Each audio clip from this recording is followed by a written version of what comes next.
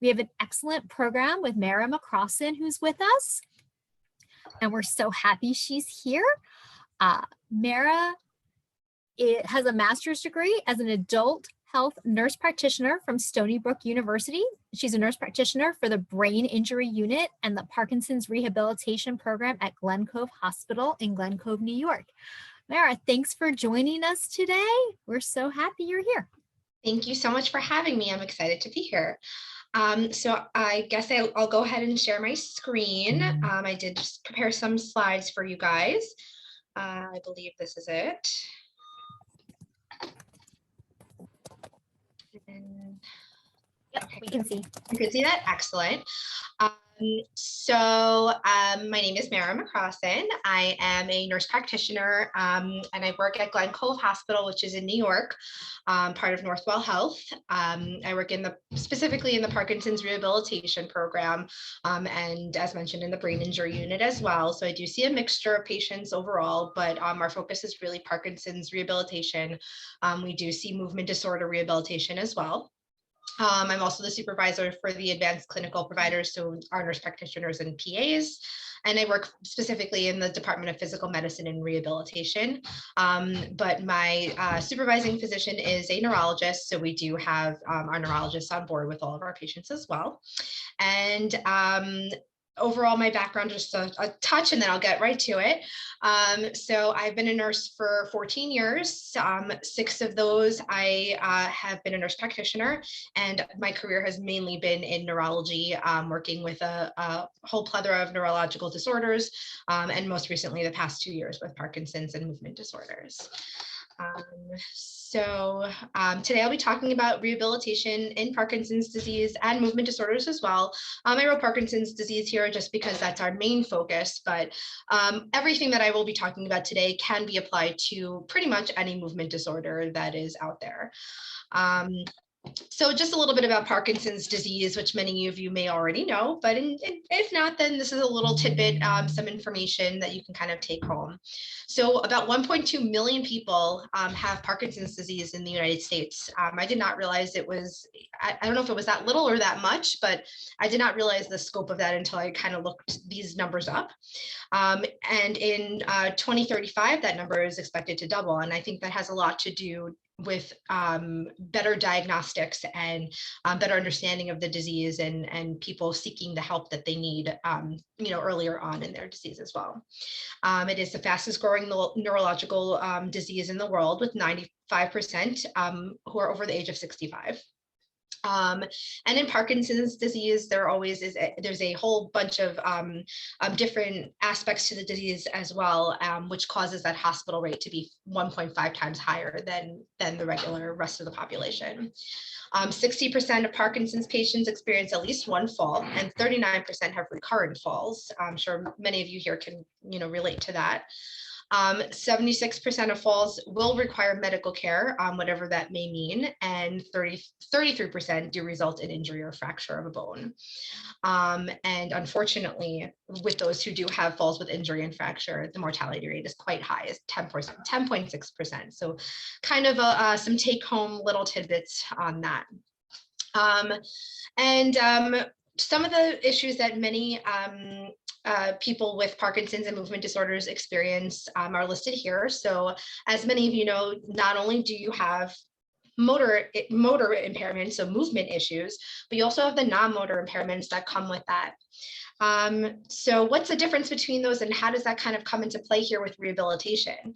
So, the usual signs of Parkinson's that most people will notice up front, as you know, you'll see bradykinesia, or slow movement, slow walking, freezing of gait, or freezing of your movements when you're walking. Many people will experience decrease in their muscle strength, increase in weakness, dyskinesias, or those extra movements that are uncontrollable. Tremor is usually the first sign that people come to see a doctor about, and rigidity of their muscles, and then postural instability, which over time will cause people to fall. Then you also have on the flip side, the non-motor impairments, which many people don't always associate with Parkinson's and movement disorder. And that's something that's really important for us as rehabilitation specialists to kind of keep on the on our radar, because it comes all together. You're not just a motor issue, you're a whole patient, and we need to take all of that into consideration when we're trying to do rehabilitation. So many people will experience, fatigue, increase in fatigue, inability to do what they want to do, apathy as well, which then can in turn cause depression and anxiety. Pain is a big factor. Sleep disturbance is a very big factor. I know many people with Parkinson's have very difficult time sleeping, or they will get stuck in a position and not be able to move, and that will disturb their sleep because they're in pain, or they're waking up, and some people unfortunately do have other issues like hallucinations and things like that might disrupt their sleep. But one of the things that I feel most passionately about when we're rehabbing a patient, especially in the acute rehab that I work at, is the autonomic dysfunction, and or dysautonomia. And what does that mean? That means that Parkinson's patients and movement disorder patients inherently have a very difficult time controlling their blood pressure, controlling their heart rate, and controlling their breathing, respiration. And many times the falls that patients have are related to that autonomic dysfunction. And that sometimes gets overlooked when you're talking about rehab, or when you're talking about trying to help a patient get better and improve their mobility. So it's something that I like to look at very closely, especially when patients are admitted into our rehab program. And I'll talk a little bit more later on about what different types of rehab programs look like. So there are 3 different types of rehabilitation options out there. You have proactive therapy, which many people use in the early stages of the disease. However, it can be used really at any time during the disease as well. You have restorative therapy for functional improvement in any stage of Parkinson's. And that can also be used in later stages as well. Can also be done at any point if, throughout the lifetime, if there was a decline in status, if you were admitted to the hospital for something, or if you had a fall and went home after being checked out by your doctor, or even after a planned surgical procedure, if you're having a knee surgery or heart surgery, or anything really, that would be kind of to help you get back to your level that you were before. And then you have maintenance therapy to kind of maintain your level, to help you stay at the level that you're at, and make sure that you continue to make improvements. It helps to prolong functionality over a longer period of time. And really, any sort of therapy is good therapy, and the longer one sticks with that therapy, the better your outcomes will be overall.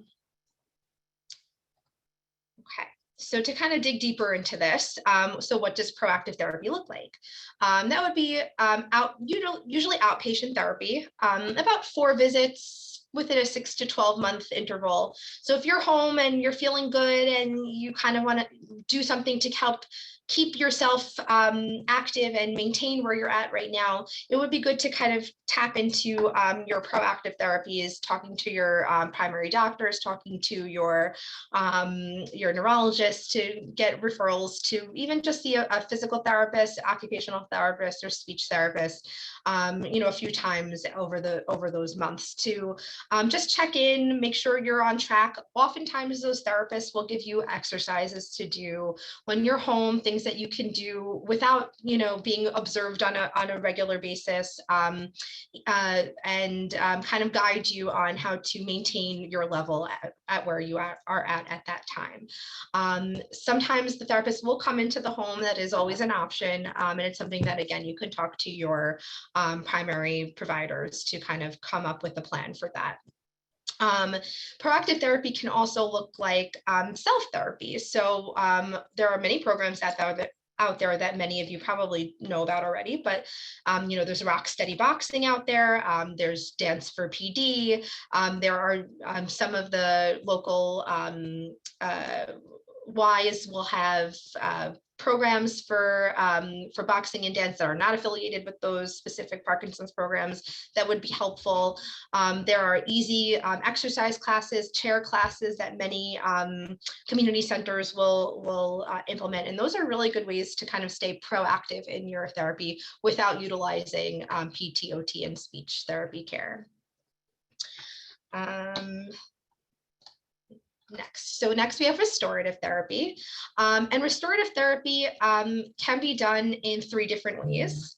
So you have 2 to 4 visits per week for like 4 to 12 weeks as outpatients. That would be basically going to a therapy office where you would do physical therapy, occupational therapy, and speech therapy. And we always recommend speech therapy. I know kind of a lot of people kind of put it on the back burner a little bit because we're focused more on our movements, but speech therapy is a really important key component of staying healthy and active with Parkinson's disease and movement disorders.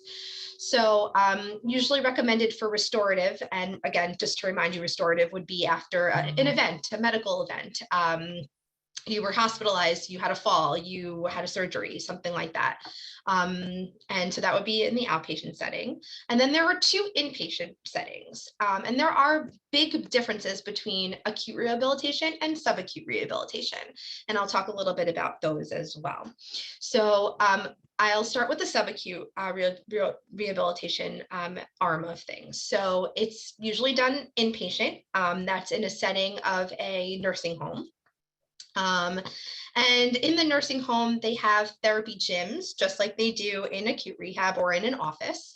But the level and intensity of that therapy is a little bit less. And some people need that to be a little bit less intense because they may not have the ability to do 3 hours of therapy a day, which is a very large amount if you think about it. That's a big chunk of the day to be doing active exercise. So many people will opt for the nursing home setting where you typically would do 1 to 2 hours of therapy a day, up to 5. Some places more recently are implementing a 7-day-a-week style of therapy, but typically it's 5 days a week. And that can be done for a more extended period of time. So you're looking at maybe 1 to 2 months. Some patients will even stay for longer than that, depending on how severe their deficits are, what their needs are. And of course, insurance always plays a factor here, but we're going to pretend that insurance doesn't exist so we can talk about an ideal world. So that's the subacute, and it's called subacute because it's not in a hospital. Acute would be considered a hospital. Subacute is still you're still getting nursing care on a daily basis, and you are getting weekly, sometimes more depending on the facility, visits by a physician, not necessarily a neurologist or a movement disorder specialist, or and it's typically not every day. It's usually once, twice, 3 times a week. Sometimes some places, depending on the facility that one would go to, have more hands-on medical care, but there is always a doctor there for reference for some, if you have questions, if there's a concern for blood pressure or someone's not feeling well or they need antibiotics, that can all be done in that subacute nursing home setting. And then how does that differ from acute rehab? So I work in an acute rehabilitation center. I work in a hospital. So right down the hall where I work, there is an inpatient unit where patients who are sick, who went into the ER and needed to be admitted for whatever reason because they need expert 24/7 care. They are literally down the hall from me. And on my side of the hospital where I work, the patients are still needing to be seen by a doctor on a daily basis. So you will have a physiatrist or a physical medicine and rehab specialist come and take a look at you and see you on a daily basis.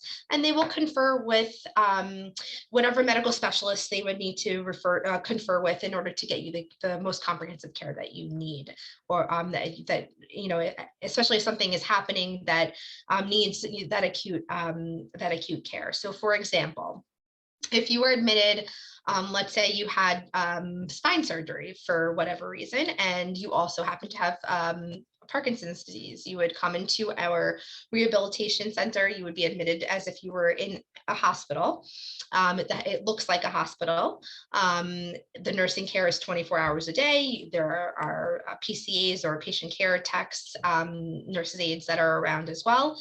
And then you also get seen by well, in my case, it would be a neurologist who specializes in rehabilitation, but you would be seen by either that person or a physiatrist or myself every single day to make sure that you are getting the most comprehensive care.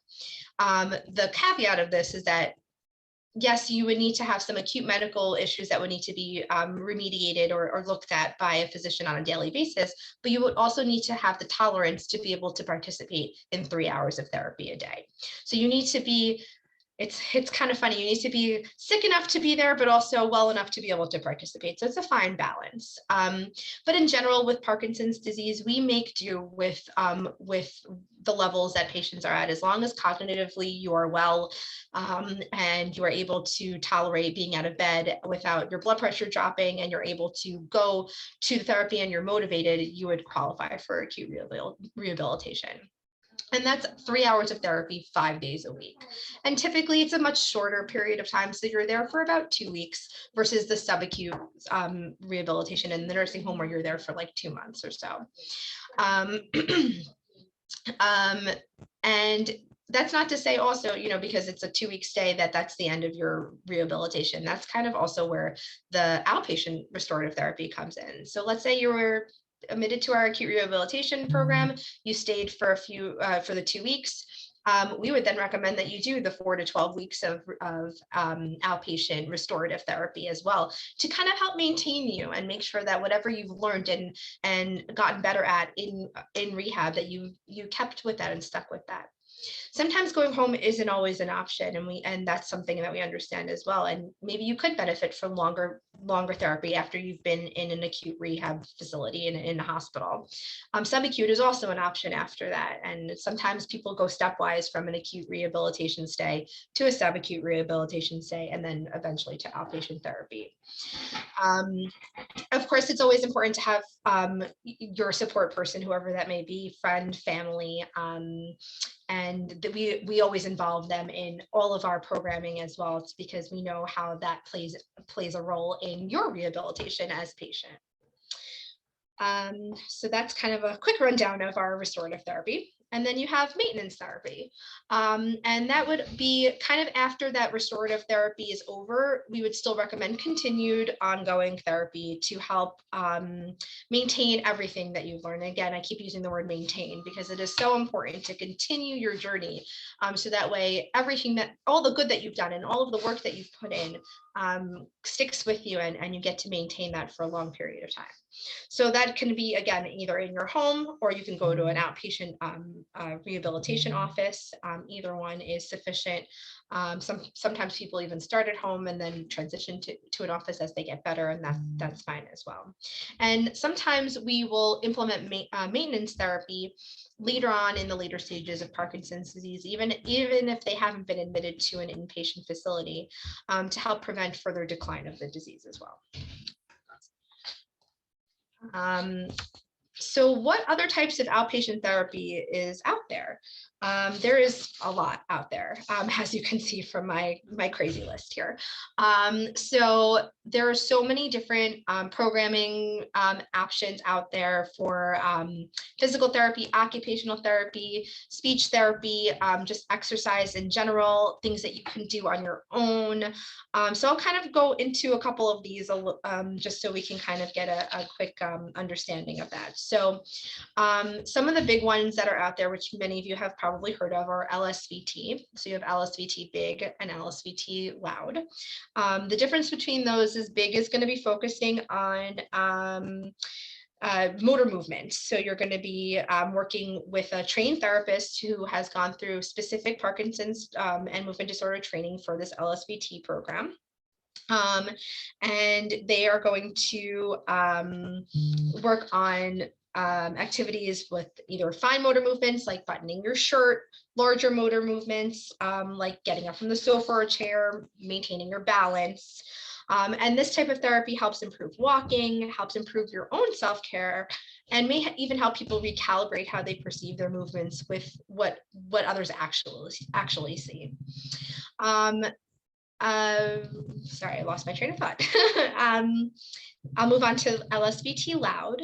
So LSVT Loud is specific for speech, and it's a great program for outpatient use. It helps people to project their voice. As many of you probably know, with Parkinson's disease and movement disorders, the voice starts to slowly get lower and lower over time. Difficulty with projection comes into play.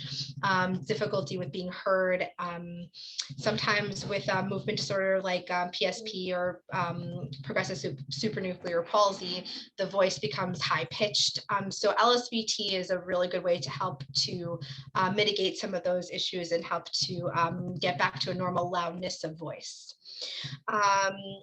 Typically, LSVT is used in an outpatient setting, as I mentioned before. So an inpatient, we use a smaller time frame of programming. So LSVT is meant, both programs, Big and Loud, are meant to be utilized over a very long period of time. So if you're admitted into an acute inpatient rehabilitation program where you have 2 weeks, it's very hard to implement those two programs. So we actually use with our patients in an inpatient setting, we use the Speak Out program, which is also a certified Parkinson's and movement disorder rehabilitation speech therapy program. But it can be completely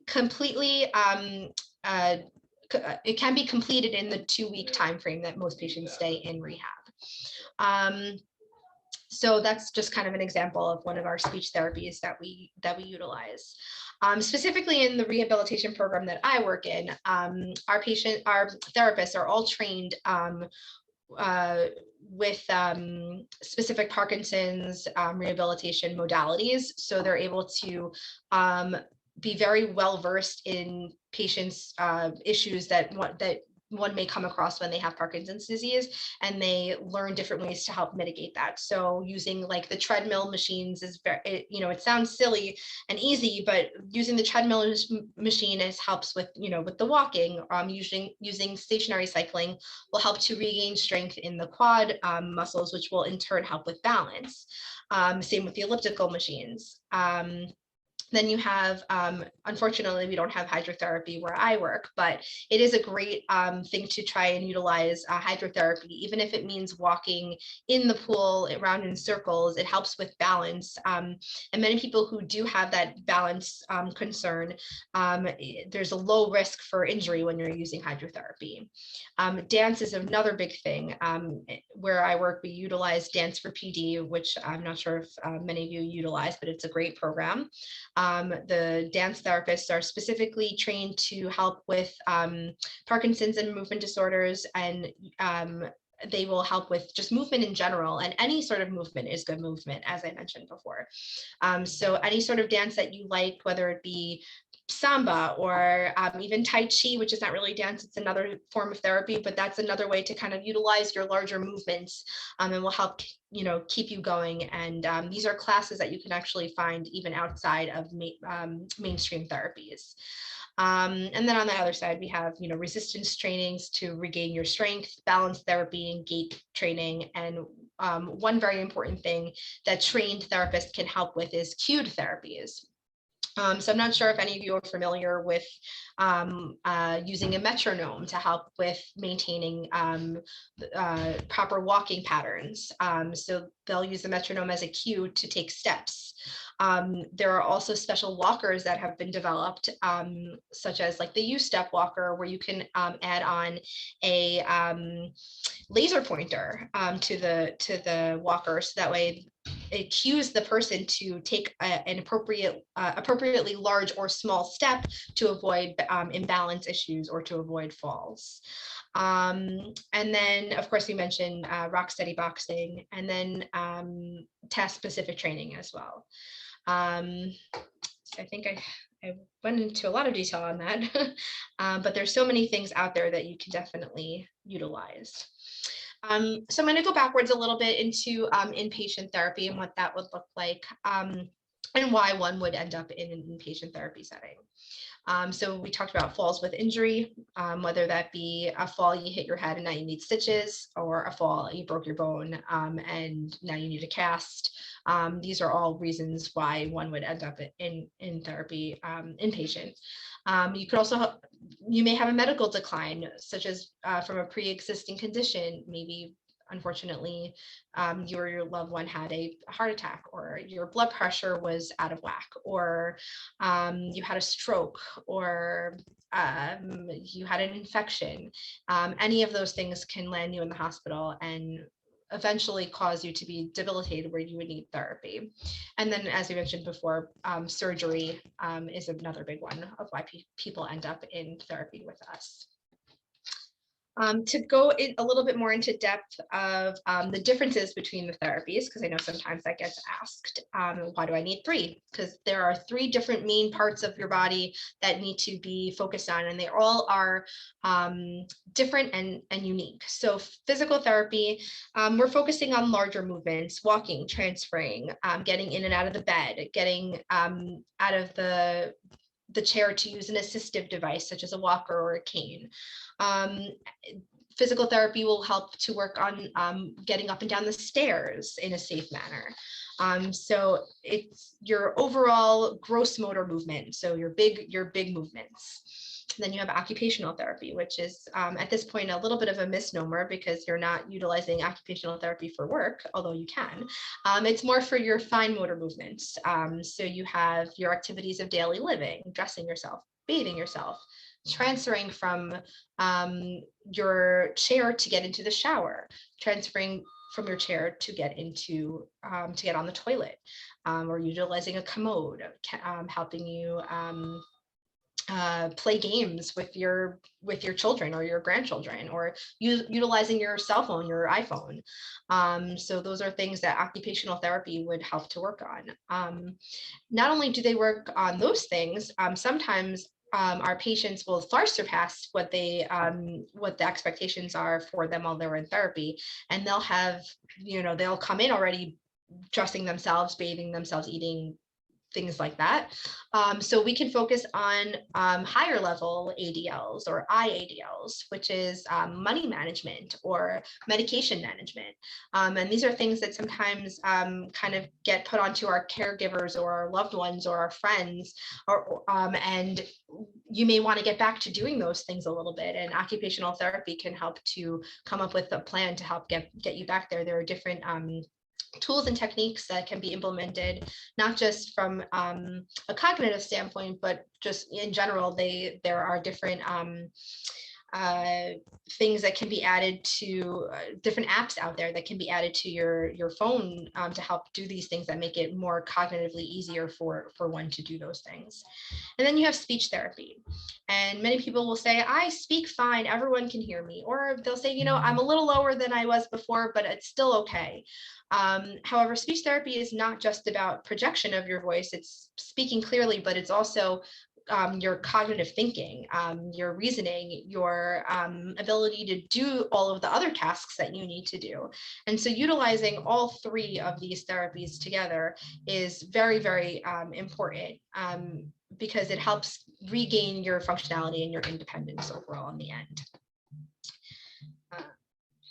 Next, okay. So we're getting towards the end here. So I'm just going to talk a little bit about medication adjustments and why sometimes being in an acute inpatient rehabilitation program is sometimes beneficial to many Parkinson's and movement disorder patients. I work in a very unique setting, and I understand that many people may not have access to a program such as mine, but I'm going to highlight it a little bit just so I can explain to you what can be done in given the right setting. So in our facility and in many acute rehabilitation facilities that are Parkinson certified, adjustments of medications can be made in conjunction with the therapy that you are having. So for whatever reason you're, let's say, admitted to the program, you would get your 3 hours of therapy and some dance therapy and maybe some painting therapy as well. Recreation therapy is very important to keep the mind active. But you'll also be, we would also take a look at how are you moving? Are you really stiff, or are you having freezing of your gait while you're walking with the physical therapist down the hall? And are there medications that maybe we could optimize a little bit to help you walk better? Do you need a little bit more levodopa? Do you need a little bit of a newer medication, an adjunctive medication to add on to your levodopa regimen? And that can be done in an inpatient setting in a safe manner, because we have the ability to monitor you on a daily basis, on an hourly basis, on a minute to second basis, to be honest with you, because there's someone always here. So if at any point in time we adjust medications and you're not feeling great, we can then go back to your previous regimen or adjust up even to make it easier for you to participate in the physical therapy or occupational therapy or speech therapy that you were doing before. So that's one way we can, the one benefit of being in an acute rehab setting.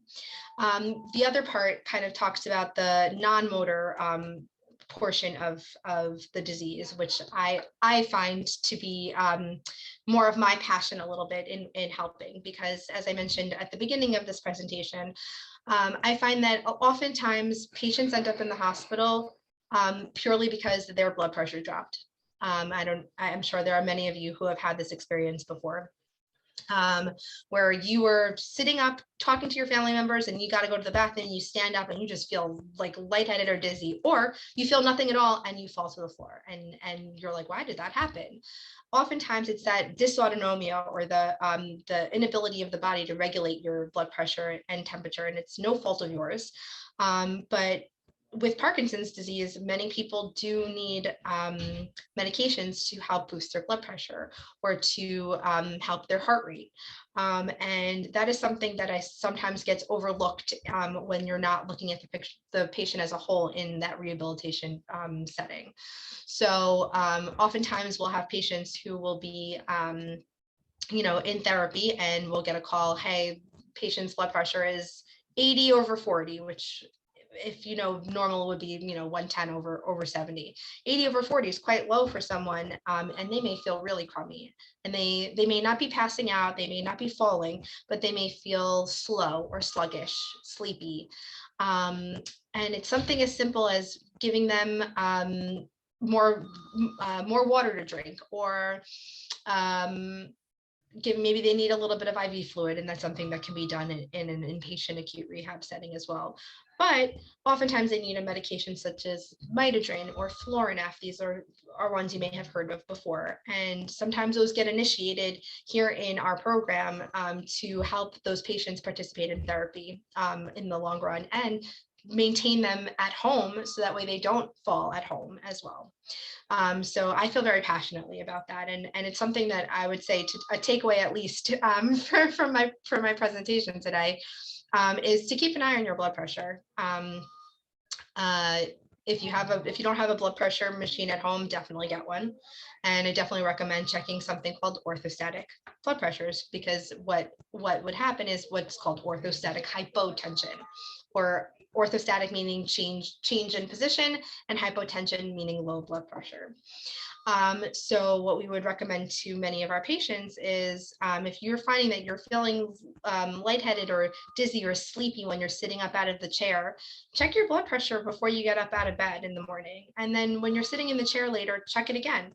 And then when you go to the bathroom and you're standing up, check it again and see, does that drop? Does my blood pressure when I was laying down go from a really low, a much higher number, and then get lower and lower as I change my position to a standing position? And sometimes it's as simple as adding on one medication to help prevent that fall from happening because of blood pressure issues. So just something to kind of keep in the back of your mind when you're talking to your doctors in the future. To go then on to the mood portion of things. And then I feel like that goes a lot hand in hand, mood and sleep. So oftentimes the disease itself can be very anxiety provoking. It can make one extremely nervous, anxious, worried. How am I going to do what I need to do? How am I going to get through this day? I'm so tired. Or how am I going to get to my appointment I have? I'm just not feeling it today. And sometimes mood stabilizers are a very big portion of things. And it is okay to need that extra assistance with medication. And sometimes it makes all the difference in the world. And something that you may have attributed to your Parkinson's disease may have actually been an anxiety trigger and vice versa. And sometimes keeping an eye and keeping attuned to your own body will help you to help your doctors to adjust those medications accordingly. Because sometimes it's not a need for increasing or decreasing your levodopa regimen. Sometimes it's, you know, your mood that's affecting things, and you need to address that instead. And that could be adjusted with medications, but also in our program here in the inpatient setting, we have neuropsychologists who see all of our patients, and they just help with supportive therapy, talk therapy, and they just help to kind of guide you through some of the things that you may be feeling, especially if you've just had an acute event or an illness. So it's, you know, mood stabilizers coupled with, adjunctive therapies as well. And the same thing with sleep. Sleep is so important to maintaining any of the abilities that you have gained when you're doing therapy. If you're not getting good sleep, then you're not going to feel good the next day, and everything you did in PT and OT the day prior will have gone out the window. So sleeping is super, super, super important. It's also important that you keep an eye on how your sleep is. If it's broken up during the night, it's important to kind of keep that in the back of your mind, because that's not necessarily a normal thing. And we may attribute that to, oh, it's my Parkinson's that's making me wake up. But in actuality, it could just mean that we need to make an adjustment to your sleep regimen. And it could be something as simple as like melatonin, which is an over-the-counter supplement that is naturally occurring in the body. So you have melatonin, everyone has melatonin in their body.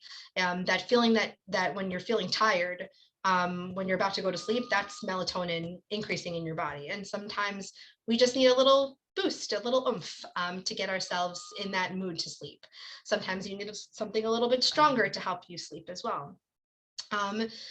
Oftentimes Parkinson's goes hand in hand with something called REM sleep behavior disorder. I'm not sure if any of you have heard of that.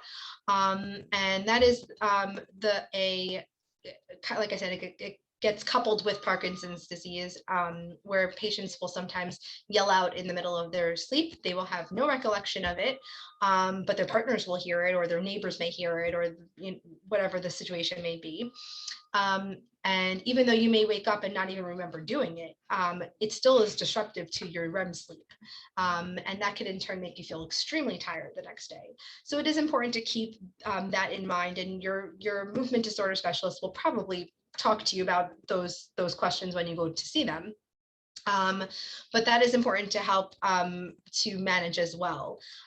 Sometimes we don't do anything with it but monitor, but oftentimes we will add on medications to help with that as well. And then something also to keep in the back of your mind is hallucinations that sometimes do come hand in hand with Parkinson's disease and with movement disorders.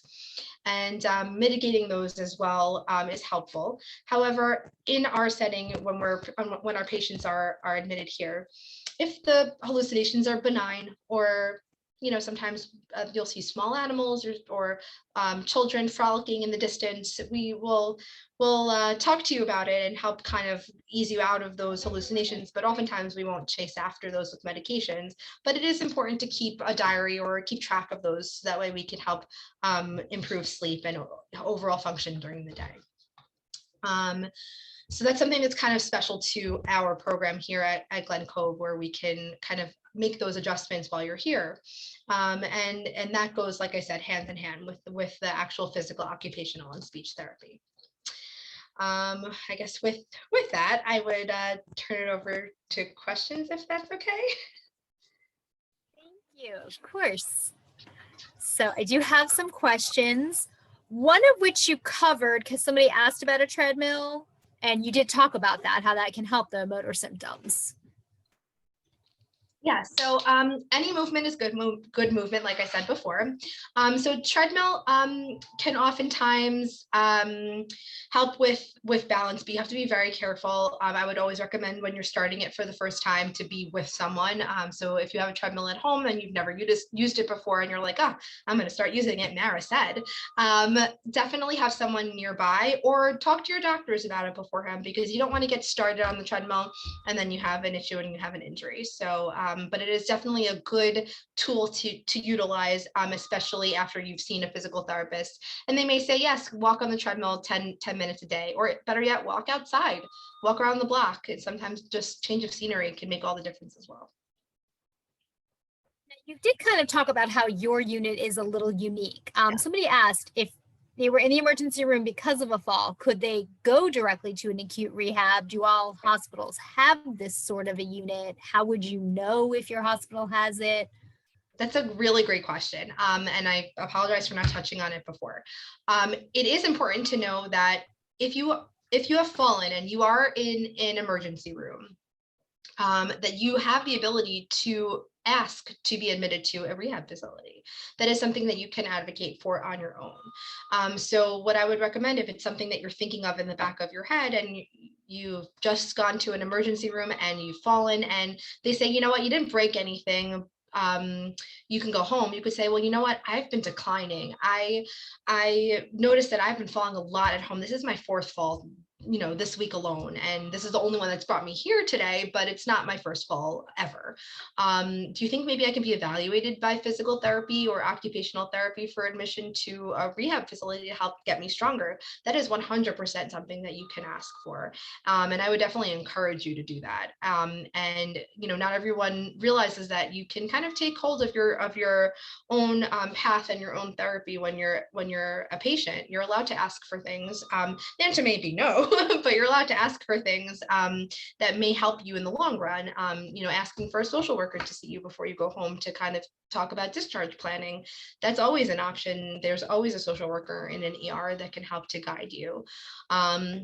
Especially if you live alone and this is not your first fall, it's so important to get a social worker involved. So if you're admitted and a social worker hasn't come to see you and you're worried about going home, definitely ask for one to come see you. And that person can help to try and be your advocate as well, to get you admitted to an acute rehab facility. To kind of go into the type of rehab facility that I work in. So if you're in the New York area and you've been admitted to the ER, you could technically ask to be evaluated for acute rehab and in turn say, I heard Glen Cove Hospital has an acute rehab facility that specializes in Parkinson's disease. Do you think that's something that I may be able to look into? That is something that we definitely can entertain. There are other facilities in the tri-state area, and honestly, there are other facilities in the entire United States that are Parkinson's certified.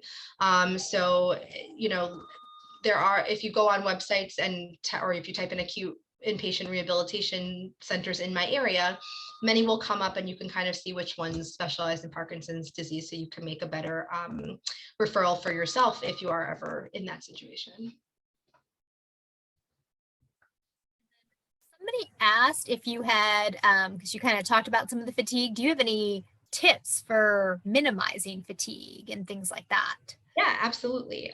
So we definitely recommend talking to your doctors because sometimes it isn't just as easy as, like taking frequent rests, which is helpful. If you're starting to feel that fatigue, taking a break, sitting down, eating something and drinking something will definitely help. But it is important to speak to your primary care or your movement disorder specialist because they may say, you know what, we've utilized all of the non-pharmacological means to help mitigate this, but you may need a medication. And there are a lot of medications that can help with fatigue out there. And I would definitely recommend speaking to your care team about that.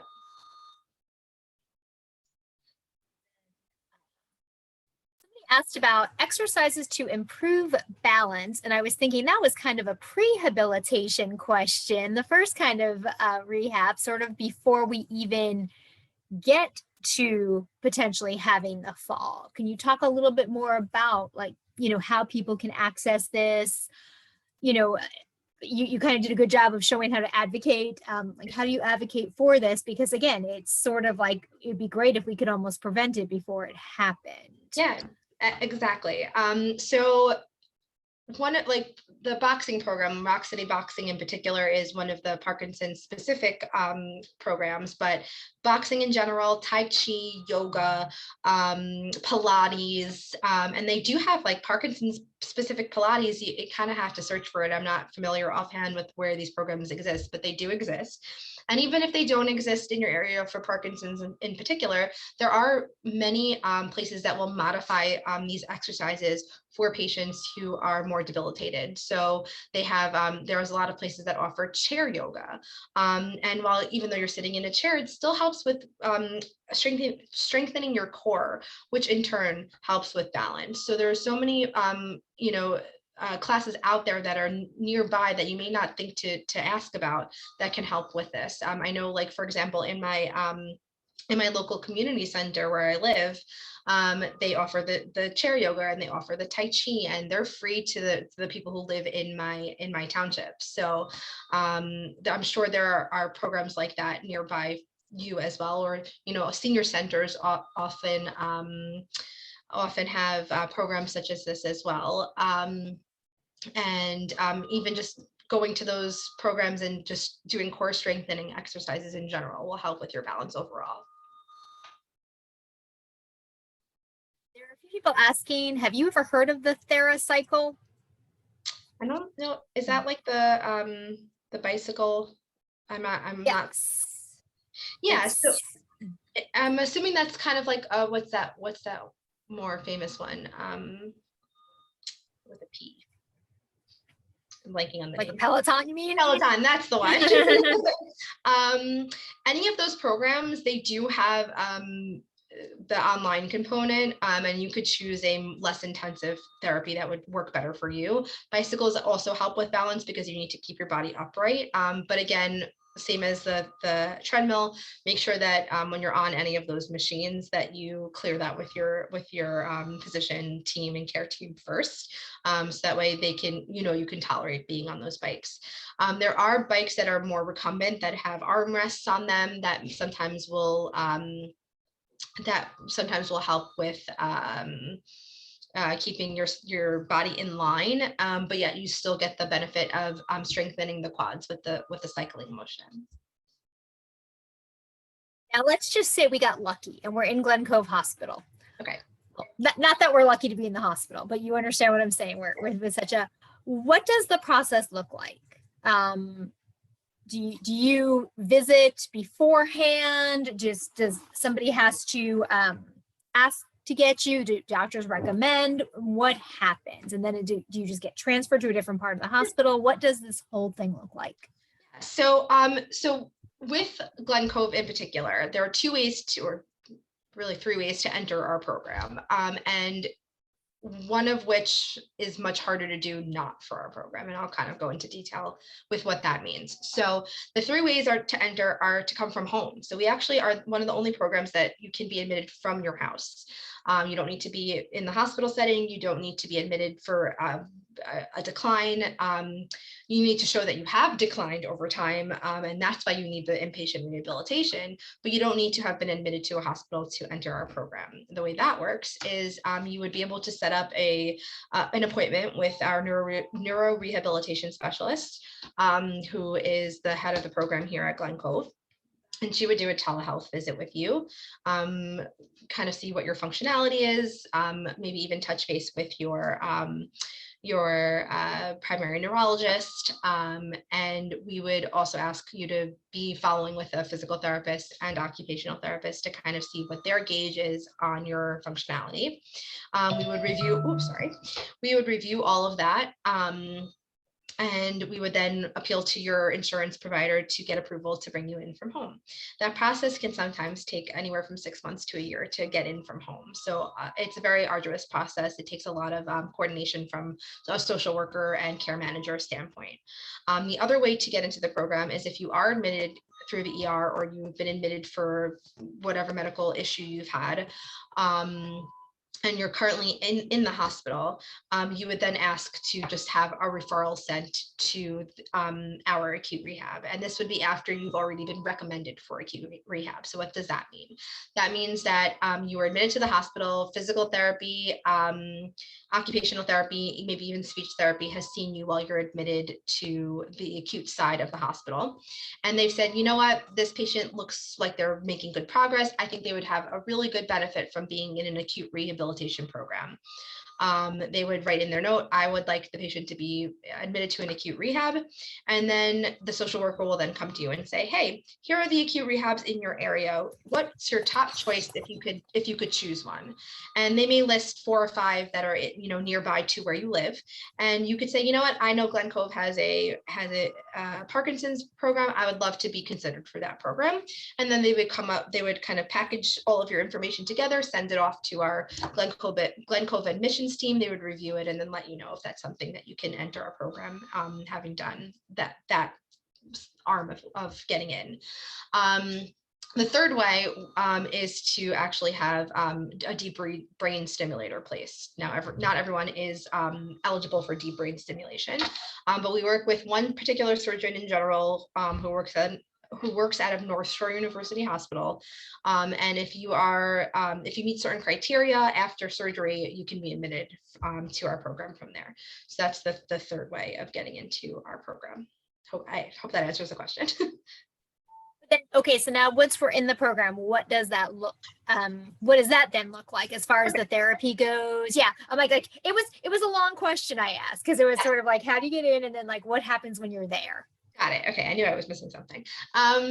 So in our program in particular, again, I mentioned 5 days of therapy, 5 out of 7 days of therapy a week, 3 hours a day. Our program also has the ability to utilize dance therapy. So we have dance therapy twice a week currently.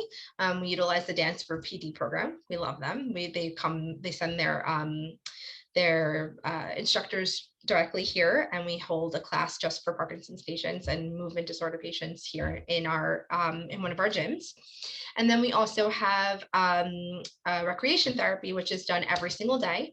So really you're getting closer to maybe 4 or 5, closer to 5 hours of therapy a day if you include our recreation therapy, which is super important to include here, because even though it's not, you know, your typical physical, occupational, and speech therapy, it's still important for morale. It's important for keeping your mind open, you're keeping motivated, keeping busy, because even though it is 3 hours of therapy, a physical therapy and occupational and speech, like, you know, actual therapy where you're going into the gym every single day, 5 days a week, you're here for a 24-hour period. So sometimes the mind can get distracted. So we have the recreational therapists as well. And then we have our neuropsychologists as well, who help with that sort of psychotherapy.